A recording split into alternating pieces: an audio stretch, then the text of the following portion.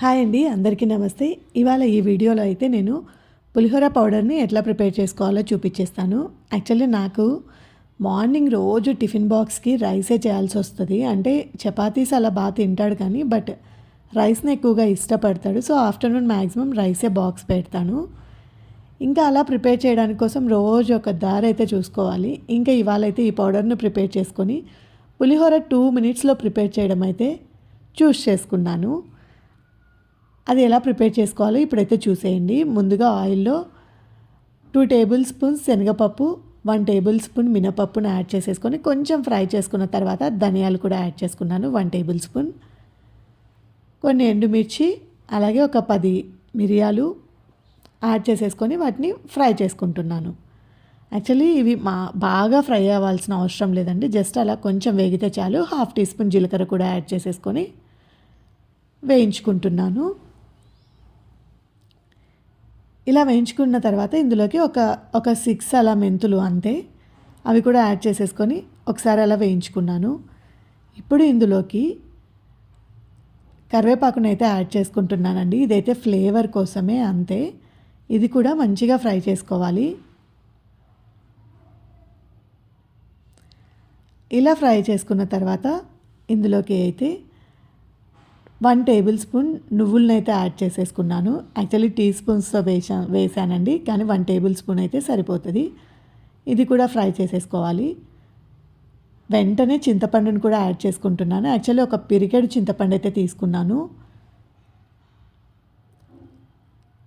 ఇలా ఒకసారి ఫ్రై చేసేసుకొని దీనికి మొత్తం సరిపడా సాల్ట్ అండి, మనం కర్రీస్లోకి ఎలా వేసుకుంటామో అలా సాల్ట్ అయితే వేసుకుంటున్నాను. ఇంకా రైస్ ప్రిపేర్ చేసేటప్పుడు సాల్ట్ వేయాల్సిన పని కూడా ఉండదు ఇలా చేసుకున్నాము అంటే. ఇంకా ఇందులోకి ఫైనల్గా కొంచెం పసుపును యాడ్ చేసేసుకొని ఒకసారి అలా కలిపేసి స్టవ్ ఆఫ్ చేసేసేయడమే. దీన్ని ఫైన్ పౌడర్ లాగా చేసుకుంటే సరిపోతుంది. ఇక్కడ నేనైతే మిక్సీ జార్లోకి తీసేసుకుంటున్నాను మొత్తంని కూడా. ఇలా పౌడర్ చేసి పెట్టుకున్నాము అంటే ఎప్పుడు కావాలంటే అప్పుడు 2 మినిట్స్లో మనం పులిహోర అయితే ప్రిపేర్ చేసేసుకోవచ్చు. ఇంకా ఈ పౌడర్ను పక్కన పెట్టేసుకొని నేనైతే ఆల్రెడీ రైస్ కుక్ చేసి పెట్టేసుకున్నాను. ఇప్పుడు దాన్ని అయితే పులిహోర ప్రిపేర్ చేసుకుందాము. ముందుగా ఒక ప్యాన్ తీసేసుకొని 1 టేబుల్ స్పూన్ ఆయిల్ని యాడ్ చేసేసుకొని కొన్ని పల్లీలను కూడా యాడ్ చేసేసుకొని పోపు దినుసులు కూడా వేసేసుకొని ఫ్రై చేసుకుంటున్నాను. తర్వాత ఇందులోకి 2 ఎండుమిర్చి, పచ్చిమిర్చిని కూడా యాడ్ చేసేసుకొని ఫ్రై చేసేసుకొని కరివేపాకును కూడా యాడ్ చేసుకుంటున్నాను. ఇలా ఇవన్నీ ఫ్రై అయిన తర్వాత జస్ట్ ఇంకా రైస్ను వేసేసుకొని మనం ముందుగా ప్రిపేర్ చేసి పెట్టుకున్న పౌడర్ని మన టేస్ట్కి తగినట్లు యాడ్ చేసుకోవడము. అంటే పులుపు ఎక్కువగా కావాలి అంటే కొంచెం ఎక్కువగా, నార్మల్గా కావాలి అంటే నార్మల్గా అలా యాడ్ చేసేసుకొని మొత్తం మిక్స్ చేసి స్టవ్ ఆఫ్ చేసేసేయడమే. యాక్చువల్లీ ఆఫ్ చేసి కూడా యాడ్ చేసుకోవచ్చు, ఎలాగో ఆల్రెడీ అన్నీ ఫ్రై అయ్యాయి కాబట్టి ఏం డిఫరెన్స్ అయితే ఉండదండి. ఇంకా అచ్చం పులిహోర ఎలా ఉంటుందో అలాగే ఉంటుంది. ఇలా ప్రిపేర్ చేసి ఎలా ఉందో కామెంట్ సెక్షన్లో అయితే చెప్పేసేయండి.